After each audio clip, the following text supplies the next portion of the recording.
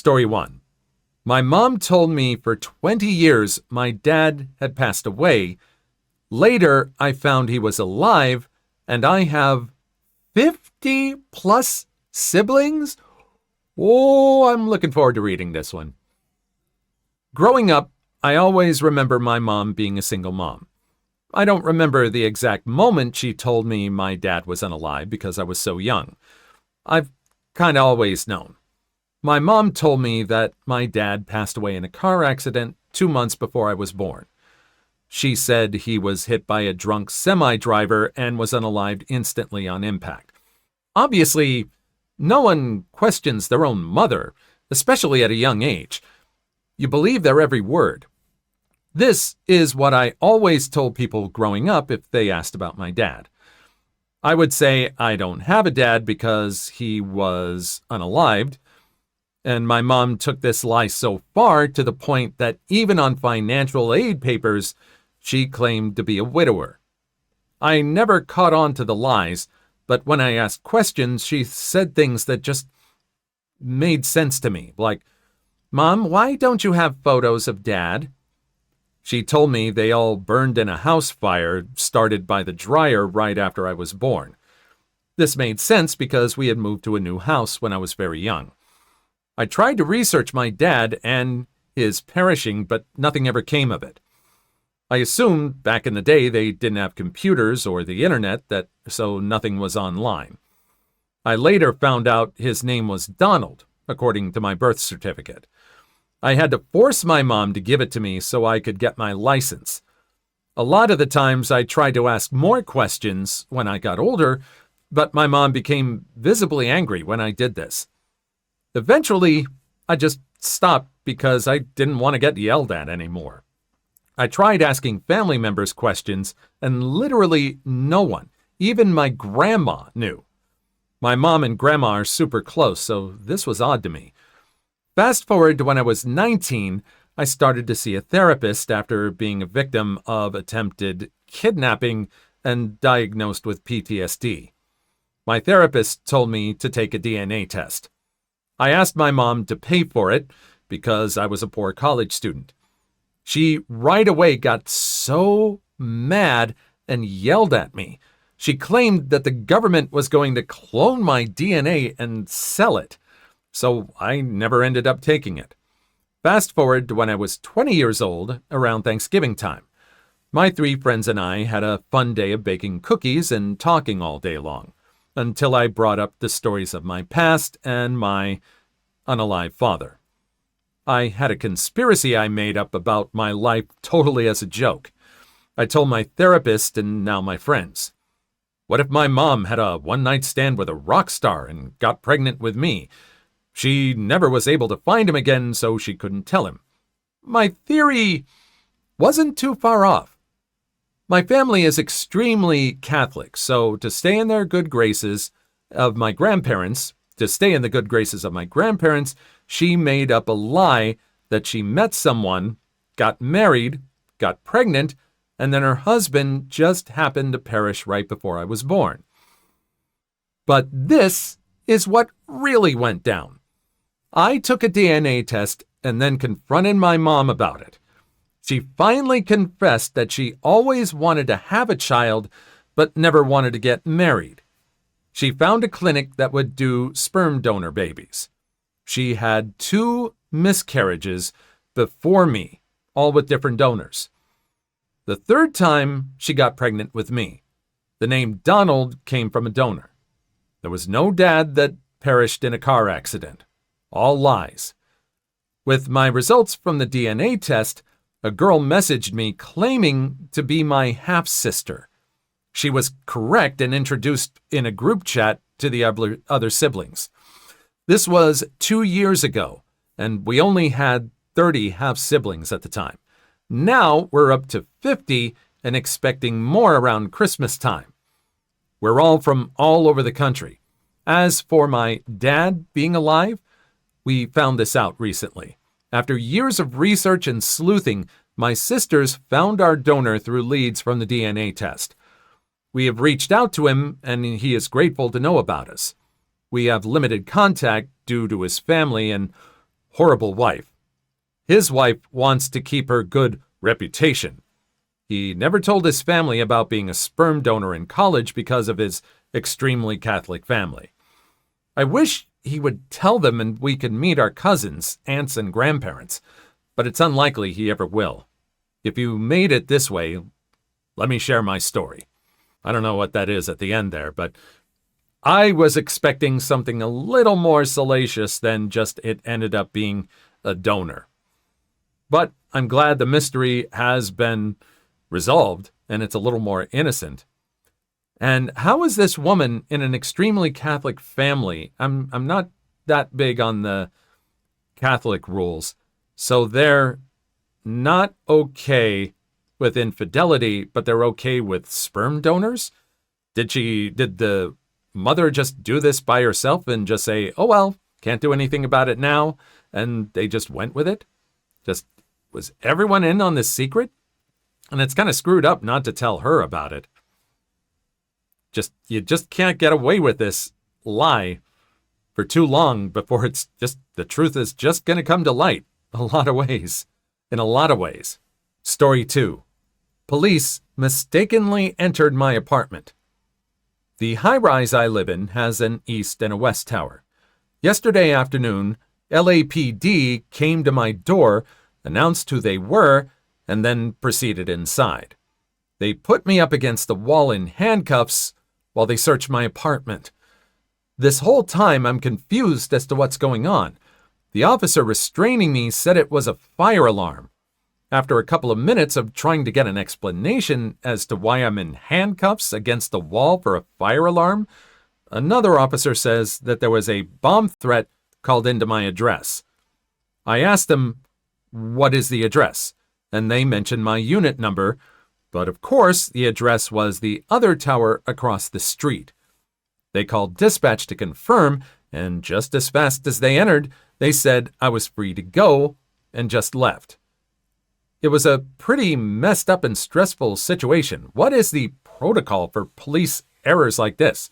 Could not give you any advice on that. People in the comments, I'm sure, would love to give you some advice. Don't know, well, this is California, so anyone from California who has expertise in this.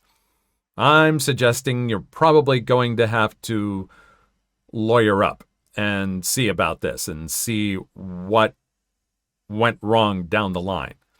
I'm sure there are plenty that would love a chance to take a crack at this against the LAPD.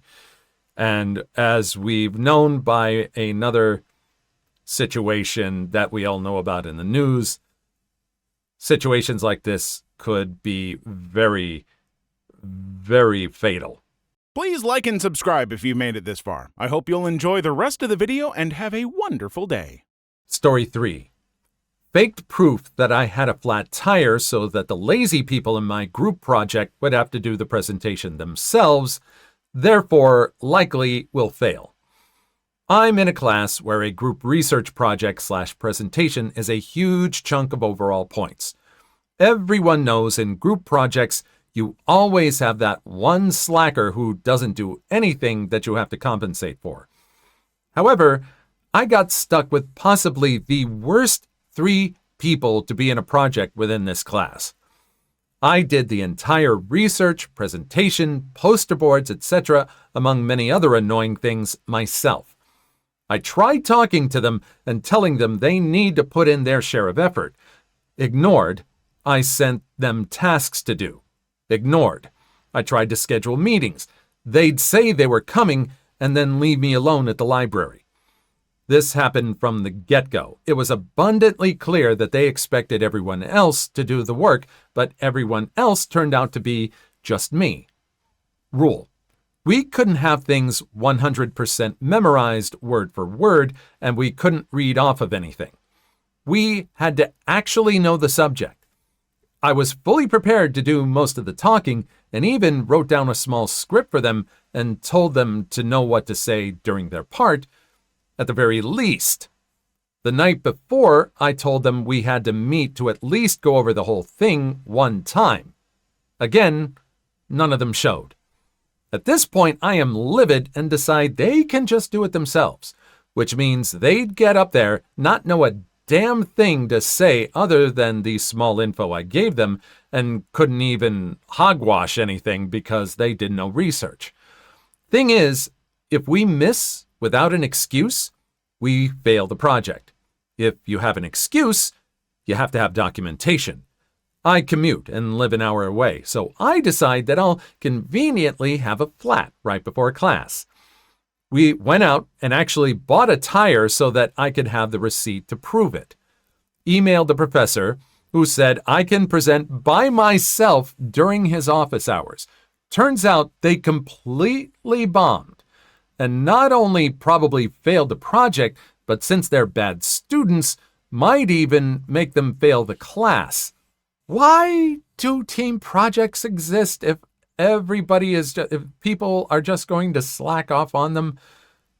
I mean, it's kind of cool that this person found a way to distance themselves from these other people and was able, hopefully got a good grade on it. Sounds like this person put in the work. But why do they exist if I guess it's just to show who's going to be the lazy people in the group, so maybe that? I don't know. I really don't know. Have you ever had a bad group project like this before?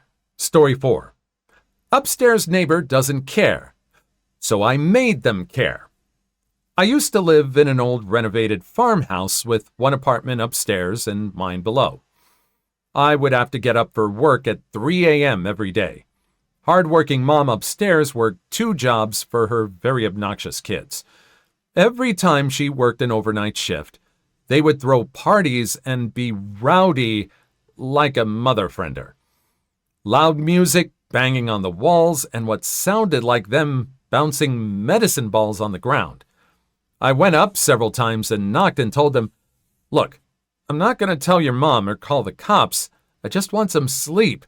So keep having fun, but please keep the noise down so I can wake up for work at 3. Did this several times a week one time, and they finally told me, "Go frack yourself, old man." I was 23.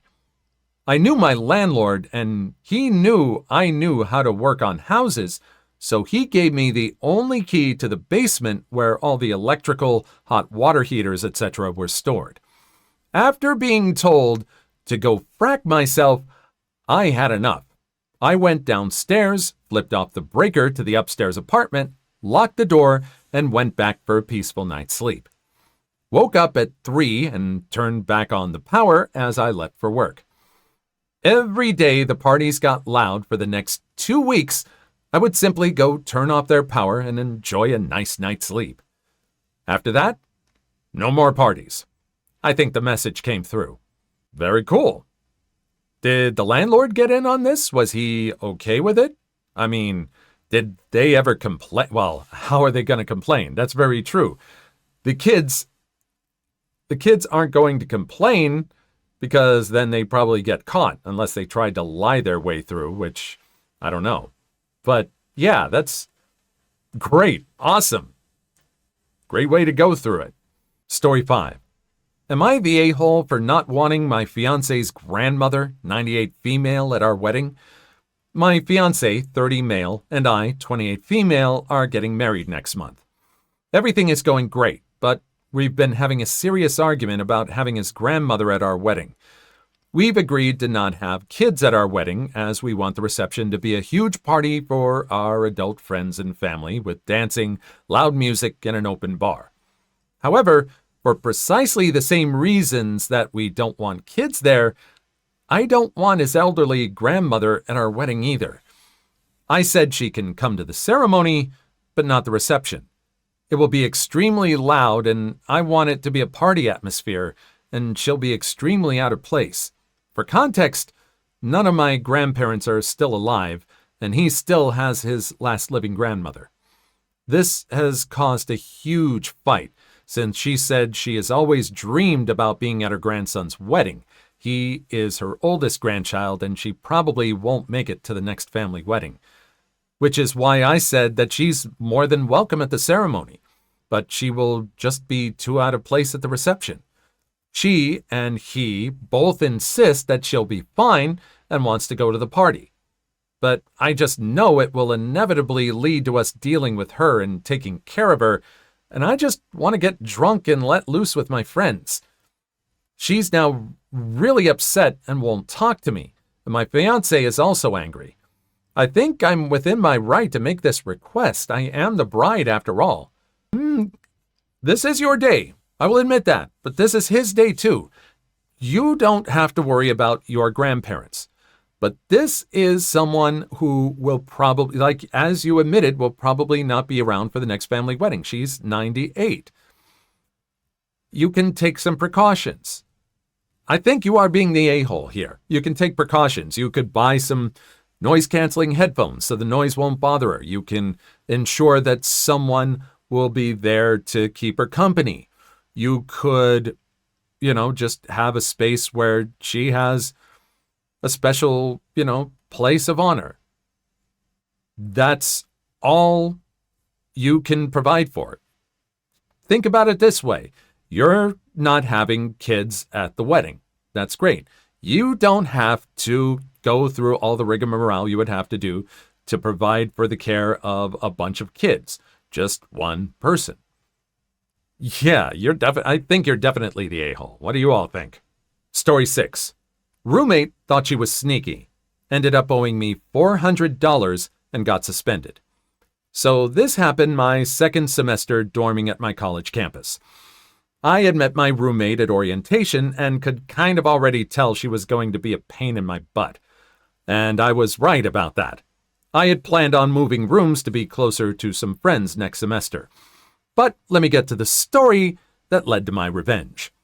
On our campus, you had to pay for meals using your student ID, which had a certain amount of money on it each semester.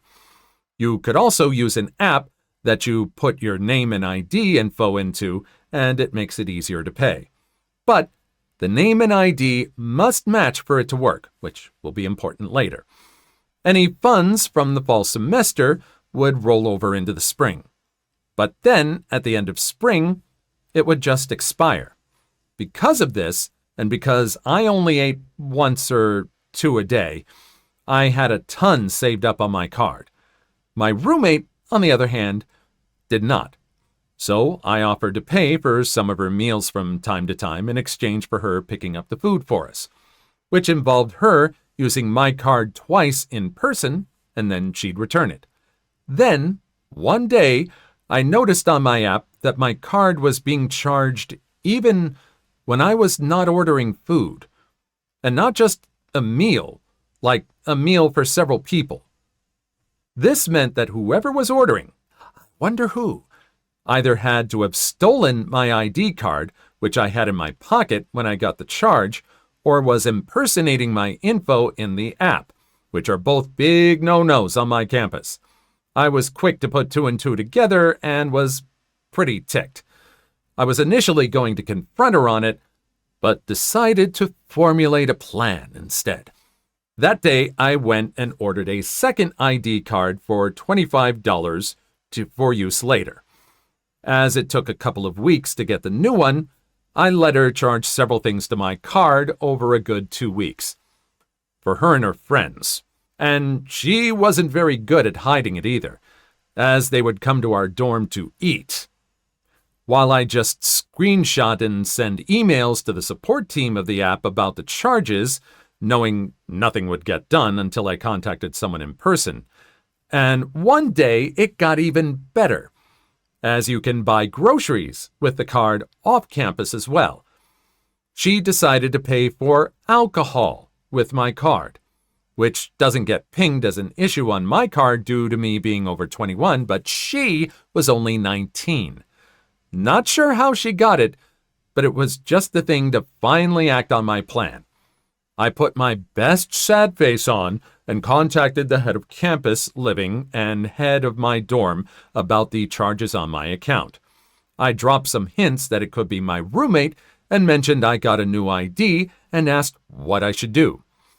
I was told to order a new card, and once I got it, to deactivate my current ID and use the new one for purchases now, making my old ID have a balance of 0 and also to ping if someone uses it to buy anything. They also told me they would be visiting my dorm to discuss the issue with my roommate. I accepted that and waited. They sent the confirmation email that they would be visiting, and I just decided to add more fuel to the fire. My roommate was groaning about not having the funds for food in front of me in our dorm. I told her I really couldn't help her as I was running low on funds, and she kind of just laughed it off and left the room to probably use my old ID. I deactivated my first card right after she left, and surprise, surprise, she used my info to pay. Except when she tried to pay for her friends this time, it was declined and it pinged that my ID was used. Campus security was called and she was escorted back to our dorm. Pretty much perfect timing for our meeting with Campus Living. She was scared completely when they came to the dorm to talk and look through her stuff. On her phone, still logged into the app, was my ID information and name. And in her dorm closet was a half-full bottle of cheap vodka. And on my phone was a screenshot of said unauthorized vodka purchase.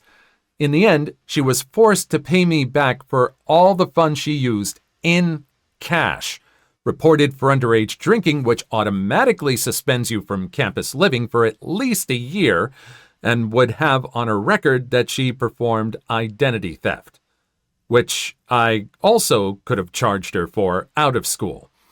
In the end, I got to have my own dorm for the remainder of that semester and even part of the semester after. Because it wasn't put up as an available room for new dormers, I did get all my money back from her parents, who were so embarrassed and apologized profusely.